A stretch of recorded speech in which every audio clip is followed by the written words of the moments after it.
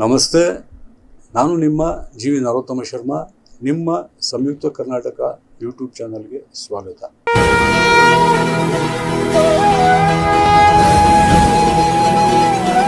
ಪರಾಭವ ನಾಮ ಸಂವತ್ಸರದ ಮೀನರಾಶಿ ಸಂಜಾತರ ವರ್ಷ ಭವಿಷ್ಯ ಫಲವನ್ನು ತಿಳಿದುಕೊಳ್ಳೋಣ. ಮೀನರಾಶಿಯ ಪೂರ್ವಭದ್ರ ಹಾಗೂ ರೇವತಿ ನಕ್ಷತ್ರ ಸಂಜಾತರಿಗೆ ಅತ್ಯಧಿಕ ಶುಭ ಫಲಗಳುಂಟು. ಉತ್ತರಾಭದ್ರ ನಕ್ಷತ್ರ ಸಂಜಾತರಿಗೆ ಶುಭಾಶುಭ ಮಿಶ್ರ ಫಲ. ಈ ಪರಾಭವ ನಾಮ ಸಂವತ್ಸರದಲ್ಲಿ ಮೀನರಾಶಿ ಸಂಜಾತರಿಗೆ ಆರೋಗ್ಯ ವಿಚಾರದಲ್ಲಿ ಆಗಾಗ್ಗೆ ಒಂದಷ್ಟು ಅವಘಡಗಳು ಸಂಭವಿಸುವ ಎಲ್ಲ ಸಾಧ್ಯತೆಗಳು ಉಂಟು.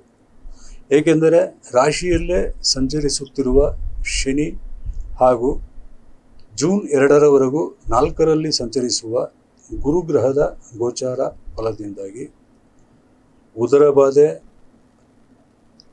ಕೀಲು, ಮೂಳೆ, ಎಲುಬು, ನರ, ರಕ್ತ ಸಂಬಂಧಿತ ವ್ಯಾಧಿಗಳು ಮತ್ತು ಮಧುಮೇಹ, ರಕ್ತದ ಒತ್ತಡ ಇತ್ಯಾದಿ ಕಾಯಿಲೆಗಳು ಹೆಚ್ಚಾಗಿ ಮೀನರಾಶಿ ಸಂಜಾತರನ್ನು ಬಾಧಿಸಲಿದೆ.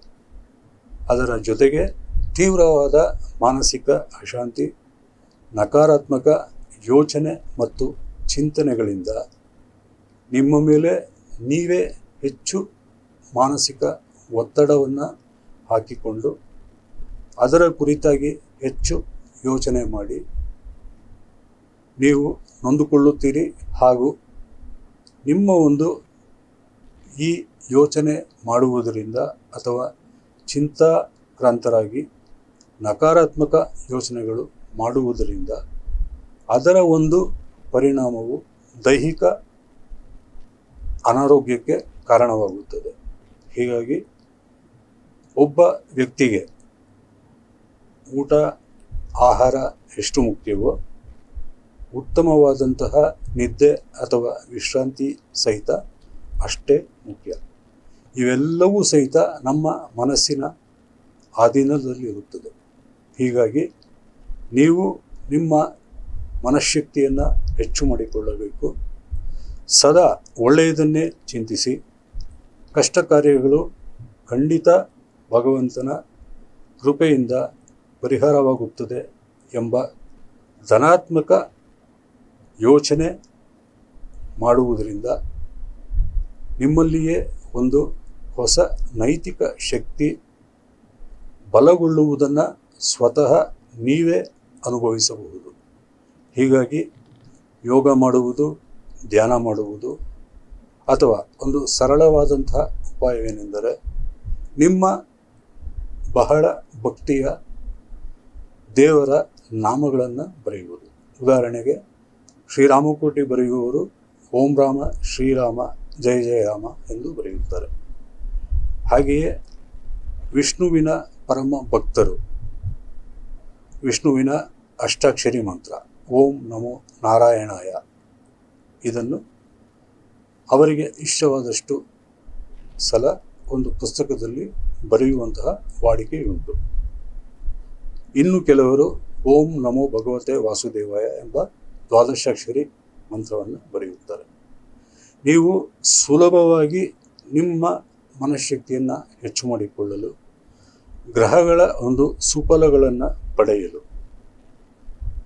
ಮೀನರಾಶಿ ಸಂಜಾತರು ಓಂ ಐಂ ವೀಂ ಕ್ಲೀಂ ಶ್ರೀಂ ಈ 5 ಬೀಜಾಕ್ಷರಗಳನ್ನು ಓಂ ಐಂ ವೀಂ ಕ್ಲೀಂ ಶ್ರೀಂ ಪ್ರತಿನಿತ್ಯವೂ 21 ಬಾರಿ ಒಂದು ಪುಸ್ತಕದಲ್ಲಿ ಬರೆಯುತ್ತಾ ಬನ್ನಿ.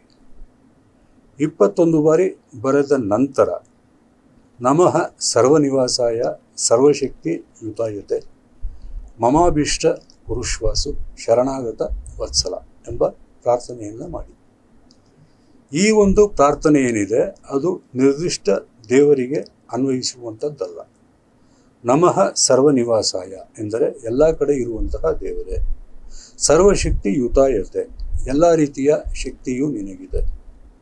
ಮಮಾಭೀಷ್ಟ ಕುರುಶ್ವಾಸು ನನ್ನ ಮನಸ್ಸಿನ ಆಸೆಗಳನ್ನು ನೆರವೇರಿಸಿಕೊಡು. ಶರಣಾಗತ ವತ್ಸಲ ನಾನು ನಿನಗೆ ಶರಣಾಗತನಾಗ್ತಿದ್ದೀನಿ. ಯಾರು ಈ ಒಂದು ಇಷ್ಟಾರ್ಥ ಸಿದ್ಧಿ ಮಂತ್ರವನ್ನು ಹೇಳಿಕೊಳ್ಳುತ್ತಾರೋ ಅಂಥವರು ಆ ಇಷ್ಟಪಟ್ಟ ದೇವರನ್ನು ಮನಸ್ಸಿನಲ್ಲಿಯೇ ಸ್ಮರಣೆ ಮಾಡಿಕೊಳ್ಳಬೇಕು. ಅಂದರೆ ಆ ದೇವರನ್ನು ನೀವೇ ವಿಜುವಲೈಸ್ ಮಾಡ್ಕೋಬೇಕು. ನಮಃ ಸರ್ವನಿವಾಸಾಯ ಸರ್ವಶಕ್ತಿಯುತಾಯತೆ ಮಮಾವಿಷ್ಟ ಕುರುಶ್ವಾಸು ಶರಣಾಗತ ವತ್ಸಲ. ಈ 5 ಬೀಜಾಕ್ಷರಗಳನ್ನು ಪ್ರತಿನಿತ್ಯ 21 ಬಾರಿ ಬರೆದು ಇಷ್ಟಾನುಸಾರ ಶಕ್ತಿಯಾನುಸಾರ ನಿಮ್ಮ ಇಷ್ಟಾರ್ಥ ಸಿದ್ಧಿ ಮಂತ್ರವನ್ನು ನಿಮ್ಮ ಇಷ್ಟ ದೇವತೆಯಲ್ಲಿ ಪ್ರಾರ್ಥನೆ ಮಾಡಿಕೊಳ್ಳುವುದರಿಂದ ನಿಮ್ಮ ಎಲ್ಲ ಸಮಸ್ಯೆಗಳಿಗೂ ಮುಕ್ತಿ ಸಿಗಲಿದೆ. ಹಾಗೆಯೇ ಮೀನರಾಶಿ ಸಂಜಾತರಿಗೆ ಅತ್ಯಂತ ಶುಭಪ್ರದವಾದಂತಹ ಪಂಚಮ ಗುರುವಿನ ಸಂಚಾರ ಜೂನ್ನಿಂದ ಅಕ್ಟೋಬರ್ ಅಂತ್ಯದವರೆಗೂ ಇರಲಿದೆ. ಈ ಕಾಲದಲ್ಲಿ ನಿಮ್ಮ ಉದ್ಯೋಗ, ವೃತ್ತಿ, ವ್ಯಾಪಾರ, ವೈಯಕ್ತಿಕ ಜೀವನ ಹಾಗೂ ಕೌಟುಂಬಿಕ ಜೀವನದಲ್ಲಿ ಎಲ್ಲ ಅನಿಷ್ಟಗಳು ನಿವಾರಣೆಯಾಗಿ ನಿಮಗೆ ಒಳಿತುಂಟಾಗಲಿದೆ. ಇಲ್ಲಿಯವರೆಗೂ ನೀವು ಕಳೆದುಕೊಂಡಿದ್ದಂತಹ ಎಲ್ಲ ವಿಷಯ ವಿಚಾರಗಳು ಮರಳಿ ಪಡೆದುಕೊಳ್ಳುವಂತಹ ಸಮಯ ಇದಾಗಲಿದೆ. ಏಕೆಂದರೆ ಪಂಚಮ ಗುರುವಿನ ಸಂಚಾರದಿಂದ ನಿಮಗೆ ಸಾಡೆ ಸಾತಿ ಶನಿಯ ತೀವ್ರತೆ ಕಡಿಮೆಯಾಗಲಿದ್ದು ಆರ್ಥಿಕವಾಗಿ ಮಾತ್ರವೇ ಅಲ್ಲದೆ ಎಲ್ಲ ವಿಚಾರಗಳಲ್ಲೂ ನೀವು ಗಣನೀಯ ಅಭಿವೃದ್ಧಿ ಹಾಗೂ ಪ್ರಗತಿಯನ್ನು ಪಡೆಯಲಿದ್ದೀರಿ. ವಿಶೇಷವಾಗಿ ಹೇಳಬೇಕೆಂದರೆ ಮಕ್ಕಳಿಂದ, ಪುತ್ರ ವರ್ಗದಿಂದ ನಿಮಗೆ ಎಲ್ಲ ರೀತಿಯ ಸಹಕಾರ, ನೆರವು, ಪ್ರೀತಿ, ಆರೈಕೆ, ಕಾಳಜಿ ನಿಮ್ಮಲ್ಲಿ ಹೆಚ್ಚಿನ ಸಂತೋಷವನ್ನು ತರಲಿದೆ. ಉದ್ಯೋಗಿಗಳಿಗೆ ಒಳ್ಳೆಯದಾಗಲಿದೆ. ಬಡ್ತಿ ಸಿಗುವ ಯೋಗವೂ ಸಹಿತ ಗುರುವಿನ ಪಂಚಮ ರಾಶಿ ಸಂಚಾರದ ಸಮಯದಲ್ಲಿ ಸಿಗಲಿದೆ.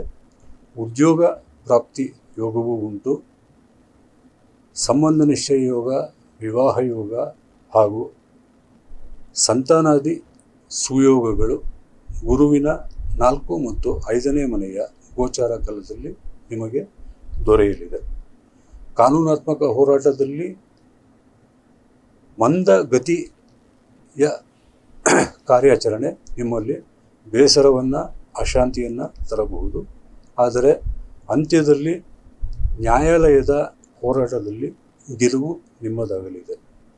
ನೀವು ಅತ್ಯಂತ ಪ್ರಮುಖವಾಗಿ ಪರಿಗಣನೆಗೆ ತೆಗೆದುಕೊಳ್ಳಬೇಕಾದ ವಿಚಾರವೇನೆಂದರೆ ನಿಮ್ಮ ಹಿತೈಷಿಗಳಿಂದ ನಿಮಗೆಷ್ಟು ಒಳ್ಳೆಯದೇ ಆಗುತ್ತದೋ ಅದೇ ರೀತಿಯಿಂದಾಗಿ ನಿಮ್ಮ ವಿರೋಧಿಗಳಿಂದ ನಿಮಗೆ ನಷ್ಟವಾಗುವಂತಹ ಸಾಧ್ಯತೆಗಳು ಹೆಚ್ಚಿದೆ. ವಿರೋಧಿಗಳು ಹಾಗೂ ಶತ್ರುಬಾಧೆ ಹೆಚ್ಚಾಗಿರುವವರು ಮನೆಯಲ್ಲಿ ವಡವಾನಲ ಆಂಜನೇಯ ಸ್ವಾಮಿ ಯಂತ್ರವನ್ನಿಟ್ಟು ಪೂಜಿಸಿ ಪ್ರತಿನಿತ್ಯವೂ ವಡವಾನಲ ಹನುಮಾನ್ ಸ್ತೋತ್ರವನ್ನು ತಪ್ಪದೆ ಪಠಿಸಿ ಶತ್ರುಬಾಧೆ ನಿವಾರಣೆಯಾಗುತ್ತದೆ. ನಿಮ್ಮ ವಿರೋಧಿಗಳ ಕುತಂತ್ರಕ್ಕೆ ನೀವು ಬಲಿಯಾಗಲಾರಿರಿ. ಹೀಗಾಗಿ ಮೀನರಾಶಿ ಸಂಜಾತರಿಗೆ ಇಡೀ ಸಂವತ್ಸರದಲ್ಲಿ ಎಲ್ಲ ರೀತಿಯ ಫಲಾಫಲಗಳನ್ನು ವಿಮರ್ಶಿಸಿ ಹೇಳುವುದಾದರೆ ಪ್ರತಿಶತ 70ರಷ್ಟು ಶುಭ ಫಲಗಳೇ ಇದೆ. ಸಾಡೆ ಸಾತಿ ನಡೆಯುತ್ತಿರುವಂತಹ ಕಾಲದಲ್ಲಿ, ಅದರಲ್ಲಿಯೂ ಜನ್ಮ ಶನಿಯ ಗೋಚರವಿದ್ದಾಗ ಈ ರೀತಿಯಾದಂತಹ ಶುಭ ಫಲ ದೊರೆಯುವುದು ಅಪರೂಪವೆಂದೇ ಹೇಳಬಹುದು. ಇನ್ನು ಮೀನರಾಶಿ ಸಂಜಾತರು ಸಾಮಾಜಿಕ ಕ್ಷೇತ್ರದಲ್ಲಿ ಕ್ರಿಯಾಶೀಲರಾಗಿರುವಂಥವರಿಗೆ ಒಳ್ಳೆಯ ಉನ್ನತ ಸ್ಥಾನದ ಅಧಿಕಾರ, ಗೌರವ ಮತ್ತು ಅಧಿಕ ಶಕ್ತಿಯುಳ್ಳಂತಹ ಹುದ್ದೆಗಳನ್ನು ಅಲಂಕರಿಸುವ ಯೋಗಗಳು ಕೂಡ ಪಂಚಮ ಗುರುವಿನ ಶುಭ ಸಂಚಾರದಿಂದ ಬರಲಿದೆ. ಸಿಂಹರಾಶಿಯಲ್ಲಿ ಸಂಚರಿಸುವಾಗ 6ನೇ ಮನೆಯ ಗುರುವಿನಿಂದ ಸಹಿತ ಹಣಕಾಸು ಲಾಭವಾಗಲಿದೆ ಹಾಗೂ ಶತ್ರುಗಳ ವಿರುದ್ಧ ಗೆಲ್ಲುವ ಒಂದು ಸುಯೋಗವನ್ನು ಗುರುಗ್ರಹವು ದಯಪಾಲಿಸುತ್ತಾನೆ. ಮೀನರಾಶಿ ಸಂಜಾತರು, ನಿಮ್ಮೆಲ್ಲ ಕಷ್ಟ ಕಾರ್ಪಣ್ಯಗಳು ನಿವಾರಣೆಯಾಗಲು ಪ್ರತಿನಿತ್ಯವೂ ಶ್ರದ್ಧಾ ಭಕ್ತಿಯಿಂದ ದಶರಥಕೃತ ಶನಿಸ್ತುತಿ ಹಾಗೂ ಗಣಪತಿ ಅಥರ್ವಶೀರ್ಷ ಸ್ತೋತ್ರ ಮತ್ತು ಅರ್ಧನಾರೀಶ್ವರ ಸ್ತೋತ್ರವನ್ನು ತಪ್ಪದೆ ಪಠಿಸಿ ಅಥವಾ ಶ್ರದ್ಧಾಭಕ್ತಿಯಿಂದ ಆಲಿಸಿ. ನಿಮಗೆಲ್ಲ ಒಳಿತುಂಟಾಗಲಿ. ಮೀನರಾಶಿ ಸಂಜಾತರಿಗೆ ದೈವಾನುಗ್ರಹ ಸದಾ ಇರಲಿ ಎಂದು ಪ್ರಾರ್ಥನೆ ಮಾಡಿಕೊಳ್ಳುತ್ತಾ ನಿಮ್ಮಲ್ಲಿ ವಿನಂತಿಸಿಕೊಳ್ಳುತ್ತೇನೆ, ನಿಮ್ಮ ಸಂಯುಕ್ತ ಕರ್ನಾಟಕ ಯೂಟ್ಯೂಬ್ ಚಾನಲ್ಗೆ ನೀವು ಸಬ್ಸ್ಕ್ರೈಬ್ ಆಗಿ, ನಿಮ್ಮವರನ್ನು ಸಬ್ಸ್ಕ್ರೈಬ್ ಮಾಡಿಸಿ, ಶೇರ್ ಮಾಡಿ, ಲೈಕ್ ಮಾಡಿ, ಕಾಮೆಂಟ್ ಮಾಡಿ. ಮತ್ತೆ ಮುಂದಿನ ಕಾರ್ಯಕ್ರಮದಲ್ಲಿ ಭೇಟಿಯಾಗುತ್ತೇನೆ. ಧನ್ಯವಾದಗಳು.